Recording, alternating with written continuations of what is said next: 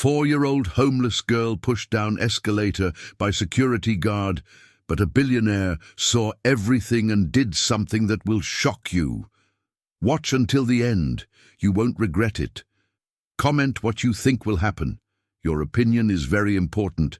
And subscribe to my channel to support my work. Your help is very important. The push was so violent that Juniper, just 4 years old, tumbled down the mall escalator like a rag doll. Each metal step that struck her tiny body produced a dull thud that echoed through the corridor, while other people passed by indifferently, too busy with their shopping to notice the tragedy unfolding before them. Montgomery Sterling stopped abruptly when he saw the scene. At 52 years old, owner of one of the largest supermarket chains in Colorado, he was accustomed to solving complex problems in business, but what he witnessed left him completely paralyzed.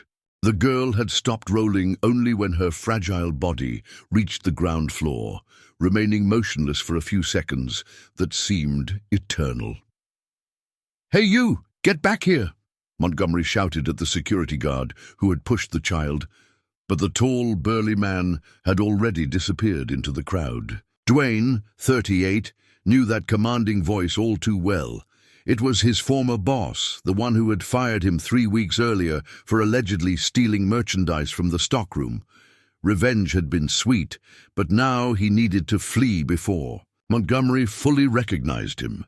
Juniper began to cry softly, a weak sound that seemed more like the whimper of an injured animal. Her dirty, torn clothes were even more damaged after the fall, and a small cut on her forehead allowed a few drops of blood to trickle down her thin face.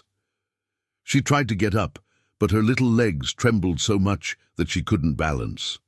Montgomery approached slowly, his hands shaking. 23 years had passed since he held a child in his arms, and the memory of his own daughter hit him like a punch to the stomach. Bethany would have been the same age as Juniper when the accident that shattered his life happened. The same fragility, the same big eyes filled with tears, the same vulnerability that he failed to protect. "It's okay, little one," he murmured, with a choked voice, lifting Juniper from the ground. The girl looked at him with distrust, but didn't resist. She was accustomed to the coldness of adults, with looks of disgust and violent shoves. This well-dressed man, smelling of expensive cologne and with soft hands, was different. There was something in his eyes that she recognized, even without fully understanding what it was. "Where are your parents?" Montgomery asked, examining the wound on her forehead. Juniper stared at him in silence, then pointed upwards with her dirty little finger.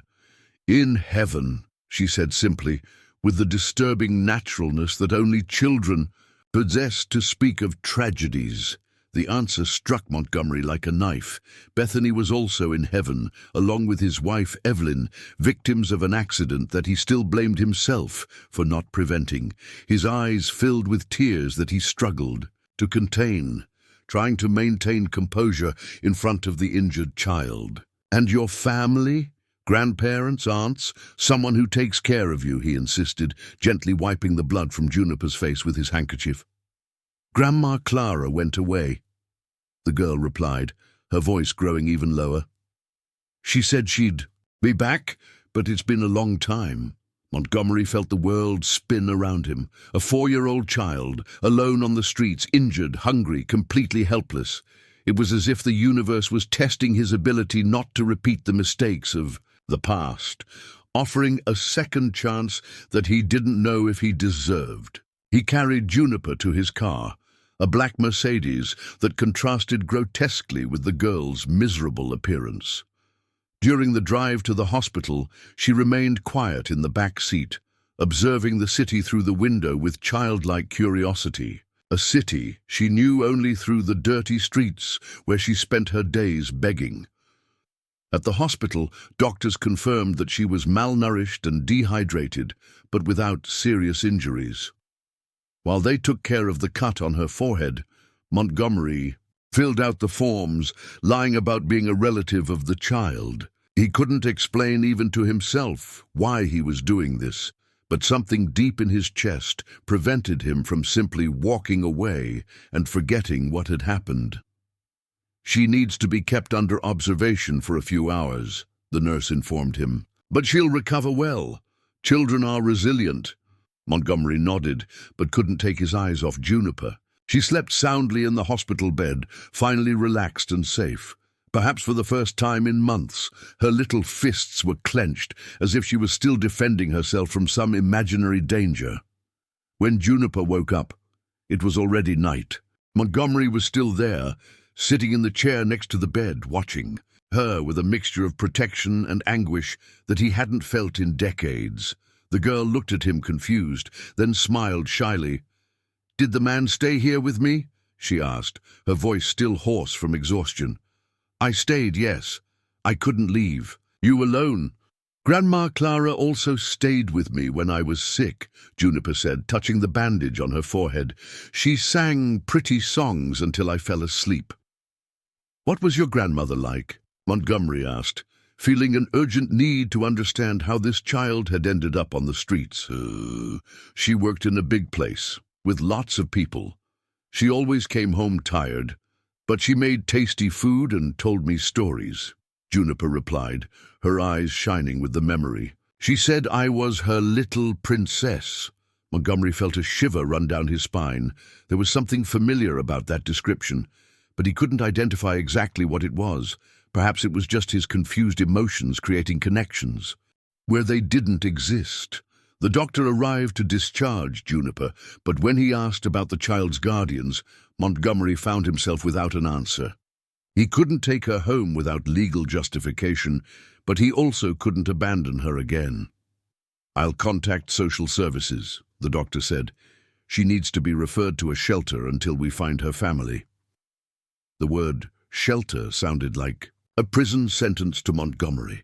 He knew stories about those places, and the idea of Juniper being just another child, lost in the system, despaired him. But he had no choice. Bernadette Sawyer, 45, director of the Haven of Hope shelter, arrived at the hospital with a professional smile that didn't reach her eyes. She was a woman of imposing appearance, always well-dressed and with an air of authority that intimidated both children and visitors. "Another one," she muttered to herself upon seeing Juniper, but when she noticed Montgomery, her eyebrows rose with interest. She immediately recognized the famous businessman from the region, and her calculating mind had already started working. "Mr. Sterling, what a surprise to find you here," she said with false sympathy. "I heard you were the one who brought the girl. Very noble of you." Montgomery studied her carefully. There was something about Bernadette that bothered him, a coldness behind the friendly facade that activated all his experienced businessman instincts. But Juniper needed care, and he had no other options. "I would like to visit the girl regularly," Montgomery said. "I can make donations to the shelter, collaborate with whatever is necessary." Bernadette's eyes gleamed with barely disguised greed. "Of course, Mr. Sterling. We always welcome benefactors who genuinely care about our children." As they took Juniper away, she looked at Montgomery with pleading eyes, as if she sensed that this separation would be just the beginning of a journey far more complicated than any of them could imagine. Montgomery stood in the hospital corridor, long after they had left, fighting against a feeling of emptiness that he hadn't experienced in years. There was something deeply wrong with the whole situation, but he still couldn't identify exactly what. 3 weeks had passed since Juniper had been taken to the Haven of Hope shelter, and Montgomery couldn't stop thinking about her.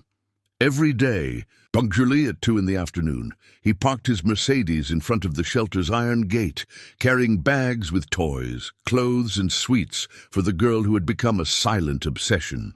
The shelter was located in an old house in downtown Denver, with peeling walls and a poorly maintained garden that reflected the general neglect of the place. Montgomery always felt a pang in his chest when he crossed that gate, seeing the other. Children playing in the yard with old clothes and vacant expressions that spoke of abandonment and despair. Mr. Sterling, as always punctual, Bernadette said with her calculated smile, receiving him in the director's office. "Juniper is eager for your visit."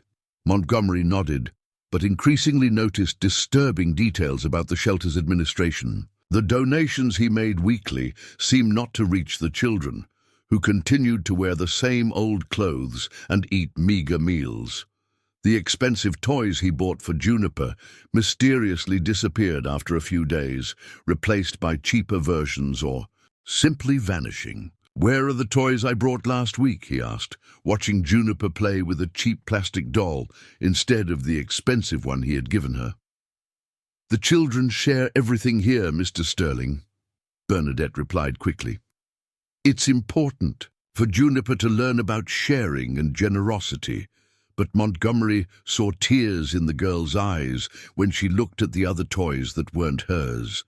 There was something deeply unfair in that situation, and his obsessive need to control everything around him began to manifest in an increasingly intense way.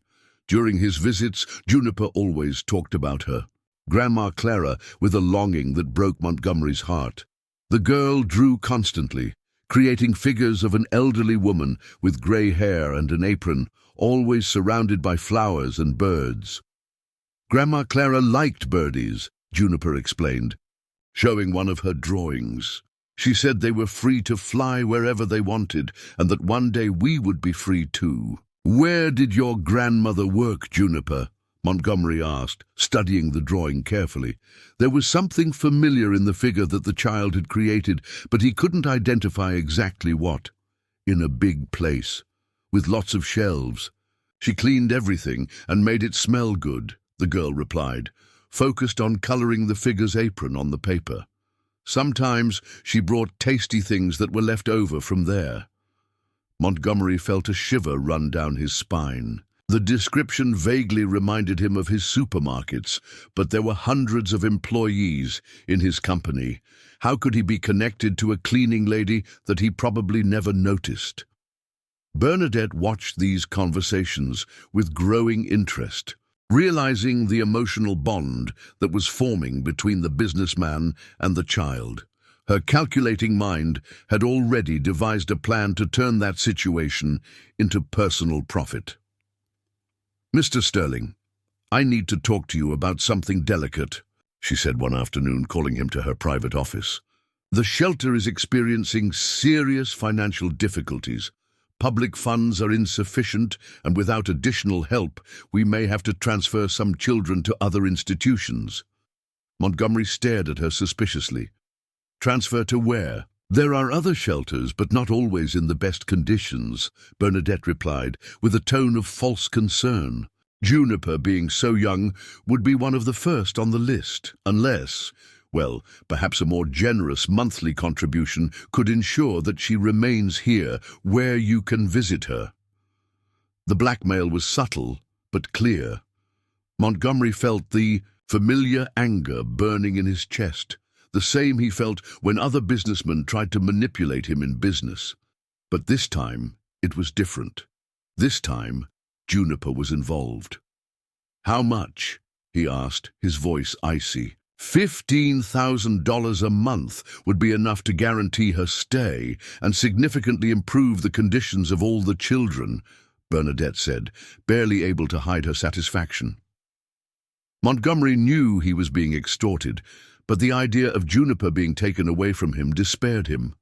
He agreed to the amount, but decided that he needed to investigate more deeply what was happening in that place.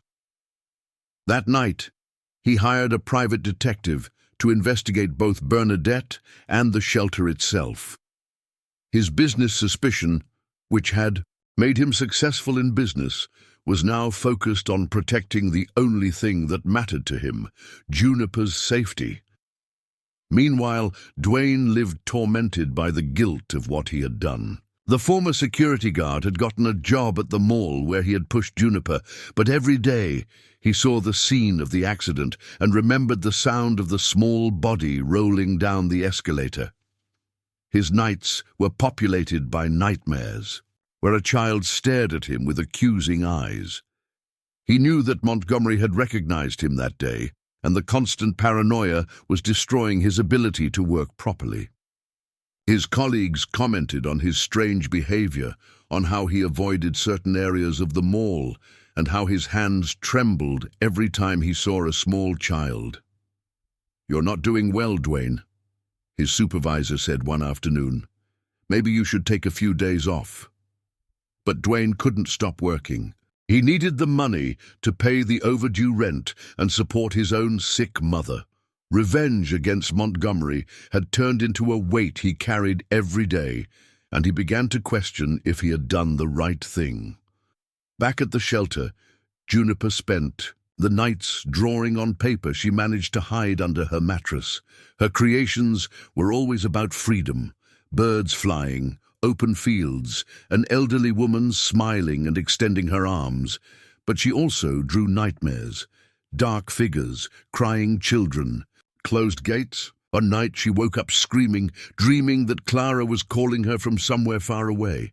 Bernadette appeared in her room, annoyed at being woken up. "Stop making a fuss," she hissed. "Your grandmother is not coming back. The sooner you accept that, the better for you." "She said she would come back," Juniper whispered, tears running down her face. "She promised." "Adults lie," Bernadette replied coldly. "It's better to learn this now." But there was something in Bernadette's tone that sounded off, as if she knew more about Clara's fate than she was letting on. Juniper, even at only 4 years old, perceived that nuance and stored the information in her childish mind. During his investigations, Montgomery discovered that Bernadette had taken over as director of the Haven of Hope only 2 years prior, succeeding a previous director, who had been removed for administrative irregularities. Since then, several children had been transferred to other locations without proper documentation, and the donations received never appeared on the official reports. The detective also discovered that Dwayne Frazier, 38, had indeed worked in one of Montgomery's supermarkets until being fired for theft. The connection was becoming clearer, but important pieces of the puzzle were still missing. One afternoon, when Montgomery arrived for his daily visit, he found Juniper sadder than usual. The girl was sitting alone in the corner of the yard, drawing compulsively on a piece of cardboard. "What's wrong, little one?" he asked, squatting beside her. "Bernadette said that maybe you'll stop coming to see me," Juniper replied without looking up from her drawing. "She said that adults always leave." Montgomery felt a murderous rage burn in his chest. Bernadette was emotionally manipulating a 4-year-old child to ensure that he continued paying the monthly extortions. "I'm not leaving, Juniper. I promise you," he said, holding her tiny hands between his. "But I need you to tell me if Bernadette says other things about your grandma. Anything you remember." Juniper looked at him with her big, sad eyes. "Sometimes she talks on the phone about a lady who is sleeping somewhere else. She laughs when she says that." Montgomery's suspicion intensified. There was something deeply wrong with the story of Clara's disappearance, and Bernadette knew much more than she admitted. That night, he made a decision that would change everything.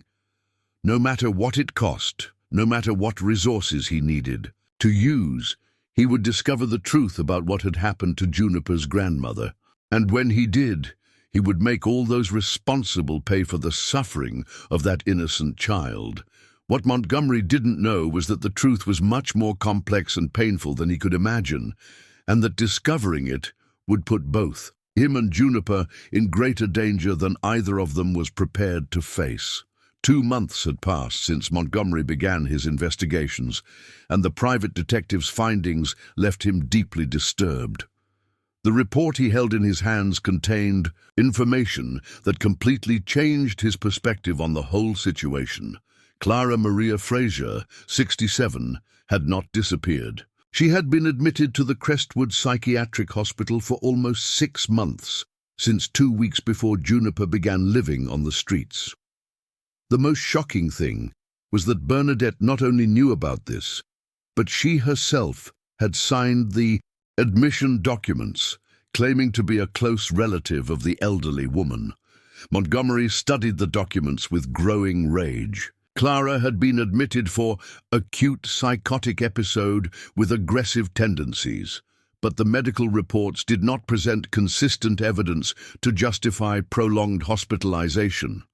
Worse still, he discovered that the hospital received a significant amount of money monthly from a bank account registered in Bernadette's name. "That woman is profiting from the suffering of a child," he muttered to himself, feeling the familiar need for control taking over his thoughts. But this time, the control he sought was not about business or profits. It was about justice. The detective had discovered something even more disturbing. Clara had worked as a cleaner at the Sterling supermarket chain for 20 years, always on the night shift, cleaning the administrative offices. Montgomery realized with horror that he had probably passed her hundreds of times without ever really seeing her, just another invisible employee in his company. How could I have been so blind? He questioned himself, vaguely remembering an elderly woman who always left his office spotless, who organized his papers with almost maternal care, and who occasionally left small wildflowers in a glass with water on his desk. That afternoon, when he arrived to visit Juniper, Montgomery noticed that the girl was even thinner and paler than in previous weeks. Her clothes were dirty and torn, and there was a deep sadness in her eyes that made him question where exactly the $15,000 a month he paid Bernadette was going. "Juniper, have you been eating properly?" he asked, watching her play listlessly with the same old toys. "Sometimes there isn't enough food for everyone," the girl replied softly. "Bernadette said that children who don't have visitors eat first." The manipulation was even more cruel than Montgomery had imagined. Bernadette was using the hunger of the other children to pressure Juniper emotionally, creating an environment where the girl felt guilty for receiving special attention. "And the other boys and girls, do they also receive visitors?" Montgomery asked, trying to understand the extent of the problem. Juniper shook her head sadly. "Some people came wanting to take them away, but Bernadette always said they weren't ready yet. Then the people stopped coming." Montgomery felt a chill run down his spine. There was something much more sinister happening at that shelter than simple financial extortion. Bernadette was deliberately sabotaging the children's chances of adoption to maintain the flow of money from donations. That night, he made a risky decision. He would go to Crestwood Psychiatric Hospital to try to see Clara personally. He needed to understand what had really happened to Juniper's grandmother and why she had been hospitalized. The hospital was on the outskirts of Denver, an old building surrounded by high walls and poorly maintained gardens. Montgomery introduced himself as a businessman, interested in making donations to the institution, a lie that easily opened the doors of the administration. Dr. Ethan Morse, 55, received him with excessive enthusiasm, talking about the hospital's financial needs and the opportunities for beneficial partnerships. There was something artificial in his cordiality that activated all of Montgomery's instincts of distrust. "We have many patients who would greatly benefit from better facilities," said Dr. Morse, guiding him through the corridors. "Especially our long-term cases who need constant specialized care." "What kind of cases?" asked Montgomery, observing the precarious conditions of the place. "Elderly people with dementia, severe psychotic episodes, cases of family abandonment," replied the doctor. "Many come here through concerned family members who can no longer adequately care for them." Montgomery asked to see the recent admission records, claiming an interest in focusing his donations on specific cases. When he saw Clara's name on the list, his breathing almost stopped. "This lady here, Clara Frazier, what's her situation?" he asked, trying to keep his voice casual. Dr. Morse quickly consulted a file. "Ah, yes, an interesting case. Hospitalized for psychotic episode after the death of her daughter. The niece who brought her said she was threatening to harm a child in her care. Udun's, the lie was so blatant that Montgomery had to control himself not to explode right there. "Can I see her?" "Well, we don't normally allow non-family visits, but being a potential benefactor—" Dr. Morse hesitated, clearly calculating the financial advantages. Clara was in a small, dimly lit room, sitting on a hospital bed with her gaze lost in the window. When Montgomery entered, she turned slowly, and her eyes widened with immediate recognition. "Mr. Sterling," she whispered, her voice weak but clear. You're here." Montgomery approached slowly, shocked by the woman's condition. Clara was visibly over-medicated, her movements slow and her speech slurred, but her eyes maintained a lucidity that completely contradicted the medical diagnosis. "Clara, do you know me?" he asked, sitting in the chair next to the bed. "Of course I know you," she replied, fighting against the effects of the medication. "I worked for 20 years cleaning your office. I always left flowers on your desk. After your daughter, after the accident, Montgomery's world collapsed. That fragile, medicated woman had been his employee for 2 decades, had witnessed his deepest pain, and had silently tried to console him with small gestures of kindness that he had never noticed. "Juniper," Clara murmured, tears streaming down her face. "My girl, where is my Juniper?" "She's safe," lied Montgomery, unable to tell the truth about the shelter's conditions. "But I need to know what happened. Why are you here?" Clara struggled to concentrate, the words coming out with difficulty. "Juniper isn't my blood granddaughter. She was a neighbor.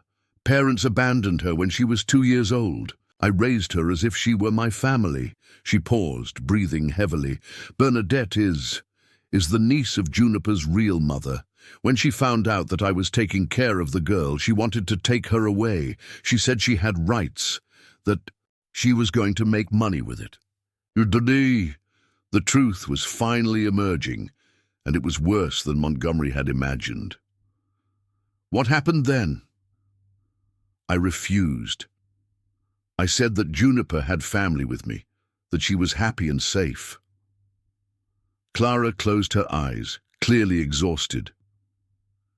"Bernadette came, back with papers, said I was mentally ill, that I was dangerous to the child. She brought this doctor. They gave me injections. I couldn't think straight anymore." Dr. Morse had returned to the room, observing the conversation with growing nervousness. "Mr. Sterling, I don't recommend prolonging the visit too much. The patient becomes agitated with external stimuli." Montgomery stared at him coldly. "She seems perfectly lucid to me." "The medication creates temporary windows of lucidity," the doctor replied quickly, "but they are brief episodes. She needs constant specialized care." At that moment, Montgomery understood the extent of the corruption. Dr. Morse and Bernadette were accomplices in a scheme that separated elderly people from their families to profit from unnecessary hospitalizations, while using the children to attract donations from well-intentioned people like him. "Clara," he said, holding the woman's frail hand, "I'm going to get you out of here, and I'm going to bring Juniper to see you." Her eyes filled with tears of hope. "Promise?" "I promise," replied Montgomery, feeling for the first time in years a determination that went beyond his own interests. "No one will hurt you two anymore." When he left the hospital, Montgomery knew he had declared war against people who would not hesitate to use any means to protect their profits. But he also knew that he had found a purpose greater than any business he had ever built. What he didn't know was that Bernadette had already discovered his investigations and was preparing a response that would put both him and Juniper in mortal danger, using Dwayne himself as a weapon in a diabolical plan that would test all the limits of the businessman's strength and determination. Bernadette was furious when she learned of Montgomery's visit to the hospital. Dr. Morse had called immediately, reporting the businessman's suspicious questions and his interaction with Clara. The scheme she had carefully built over 2 years was threatened, and she would not allow that to happen. "Dwayne, I need to talk to you," she said on the phone, her voice filled with a calculating coldness. Montgomery's ex-employee had become a useful piece in her plans after she discovered his thirst for revenge against his former boss. Dwayne arrived at the shelter that same night, his red and restless eyes revealing the weeks of insomnia and guilt he had been facing. Remorse for what he had done to Juniper consumed him, but the promise of revenge against Montgomery still burned in his chest. "He's investigating too much," Bernadette said bluntly. "He found out about the old woman in the hospital and is asking questions that could ruin everything." "And what does that have to do with me?" asked Dwayne, avoiding looking in the direction of the yard where he knew Juniper was sleeping. "You want to get revenge on him, don't you? Well, the time has come." Bernadette smiled coldly. "Tomorrow he will come for his daily visit. You will take the girl away while he is here. Make him feel the same pain you felt when you lost your job." Dwayne felt his stomach turn. "Take her away? You're talking about kidnapping." "I'm talking about justice," Bernadette retorted. "He ruined your life, didn't he? Now is your chance to ruin his. The girl will be safe, just unavailable for a few days until he learns not to meddle where he shouldn't." The proposal echoed in Dwayne's tormented mind throughout the night. Part of him desperately wanted to hurt Montgomery in the cruelest way possible, but another part, a part that grew every day since the incident at the mall, revolted against the idea of using an innocent child as a weapon. The next morning, Montgomery arrived at the shelter with a different determination. He had spent the night consulting lawyers and preparing documents to remove both Juniper and Clara from the clutches of their captors. He didn't know he was walking directly into a trap. "Mr. Sterling," said Bernadette with a smile that didn't reach her eyes, "how good of you to come. Juniper is eager to see you." Montgomery studied her carefully. There was something different about her posture, a tension that his business instincts recognized as dangerous. "Where is she?" "In the yard, as always, but first I need to discuss some administrative matters with you." As Bernadette led him to her office, Dwayne waited hidden near the back gate. His hands were shaking violently and cold sweat ran down his face. When he saw Juniper playing alone in the yard, a flash of the girl rolling down the mall escalator invaded his mind. "I can't do this," he muttered to himself. But Bernadette's voice echoed in his head, promising that this would be his only chance for revenge. In the director's office, Bernadette tried to keep Montgomery occupied with conversations about supposed improvements to the shelter, but he was impatient and suspicious. "I want to see Juniper now," he said firmly, "and then I want to discuss some irregularities I've discovered about this place." Bernadette's blood ran cold. "What kind of irregularities?" "The kind that involves fraudulent hospitalizations and embezzlement of donations," Montgomery replied, his eyes as cold as ice. "Did you really think I wouldn't find out about Clara?" Bernadette tried to maintain composure, but knew that her plan was collapsing. At that moment, screams from the yard interrupted the tension in the room. Dwayne had approached Juniper, but when the girl looked at him with her big, innocent eyes, something inside him broke completely. Instead of grabbing her, he knelt on the ground and began to cry compulsively. "I'm sorry," he sobbed, extending his trembling hands to the confused child. "I'm sorry for what I did to you. I never wanted to hurt a child." Juniper watched him with childlike curiosity, not fully understanding what was happening, but recognizing suffering when she saw it. With the strange wisdom that some children possess, she approached and gently touched Dwayne's face. "Don't cry, mister," she said in her small voice. "Everyone gets sad sometimes." That simple gesture completely destroyed Dwayne's emotional defenses. He remembered his own difficult childhood, the adults who had hurt him when he was vulnerable, and realized that he was perpetuating the same cycle of pain. Montgomery and Bernadette rushed to the yard, finding a scene that neither of them expected. Dwayne was confessing all his crimes to Juniper as if she were a priest in a child's confessional. "I pushed you on that escalator," he said between sobs.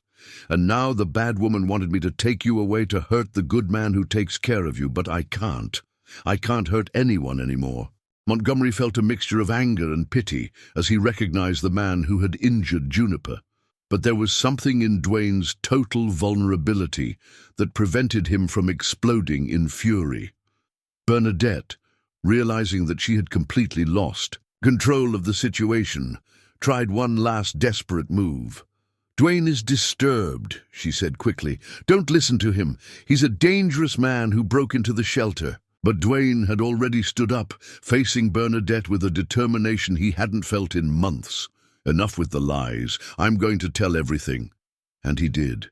Every detail of Bernadette's plan, every lie about Clara, every child who had been kept in the shelter against their will to generate profits. He spoke about the sabotaged adoptions, about the embezzled money, about the scheme with the psychiatric hospital. Montgomery listened to everything in growing silence, his anger turning into a cold and calculated fury. When Dwayne finished, he turned to Bernadette with eyes that promised total destruction.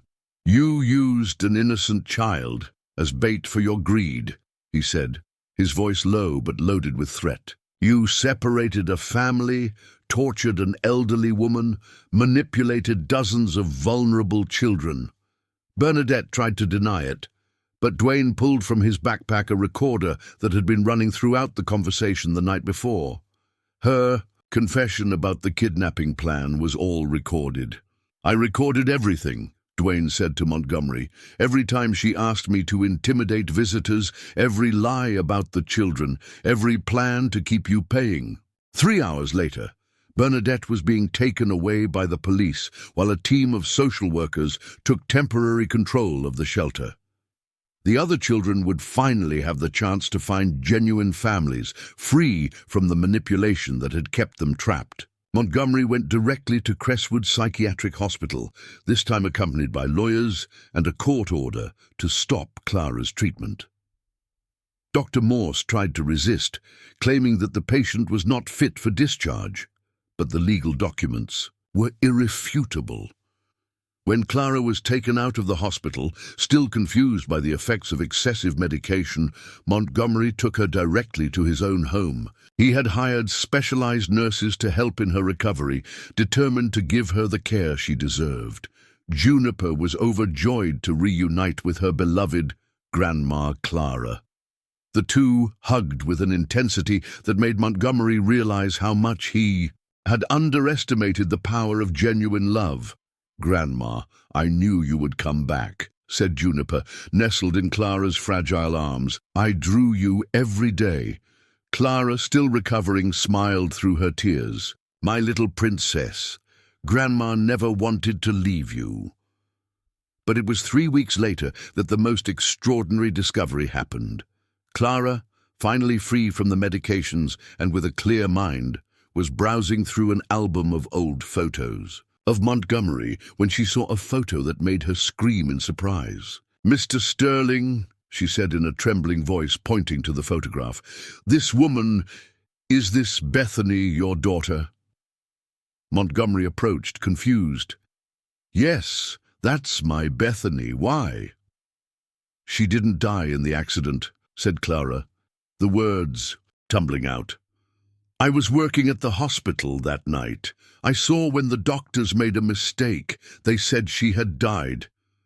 But she was just unconscious. A family took her, said they were going to take care of her. I tried to speak, but no one listened to me." Montgomery's world stopped. "What are you saying? Your daughter is alive. The family that took her was a client of Dr. Morse. He organized these illegal adoptions for years." Clara got up with difficulty, heading to the television. "She appears sometimes in the newspaper. She's a doctor now, Dr. Bethany Anders." Montgomery turned on the television with trembling hands, changing to the local news channel, and there she was. Bethany, his daughter, now 28 years old, giving an interview about her work at Crestwood Psychiatric Hospital as a specialist in the recovery of patients with trauma. She had been treating Clara for months without knowing that the patient knew her real father. The circle was finally closing. 2 weeks later, father and daughter reunited in a scene that reduced everyone present to tears. Bethany had retained fragmented memories of her childhood, always feeling that something was missing in her life, even though she had been raised by a loving family. "I always knew you hadn't died," she said, hugging the father she had lost 23 years ago. "There was something inside me that refused to accept it." Juniper watched everything with childlike enchantment, finally understanding that sometimes happy endings really do happen. Clara, sitting in her favorite chair, smiled, seeing the family she had helped to reunite. Dwayne, who had become a key witness in the lawsuit against the corruption network, began a process of psychological rehabilitation. Montgomery, in a gesture of forgiveness that surprised everyone, offered to pay for the treatment and rehired him in the company. This time, in a position where he could use his experience to protect other vulnerable people. 6 months later, Montgomery had officially adopted Juniper, who now had a complete family, a father who loved her unconditionally, an older sister who had instantly fallen in love with her, and a grandmother of the heart who finally received the respect and care she deserved. Montgomery's house filled with children's laughter for the first time in decades. Juniper ran through the gardens, drew free birds on the walls of her new room, and sang happy songs that Clara had taught her. On a sunny afternoon, while watching Juniper playing in the garden with Bethany, Montgomery realized that his obsession with control had turned into something much more valuable: the wisdom to know when to let love lead. "Thank you," he said to Clara, who knitted quietly in her chair on the terrace. "For what, Mr. Sterling?" she asked, smiling. "For teaching me that the most beautiful flowers are those we plant with patience and water with genuine love," he replied, watching his new family grow before his eyes. And so, the man who had lost everything by trying to control fate discovered that true happiness came from allowing himself to be controlled by the love of those we choose as family.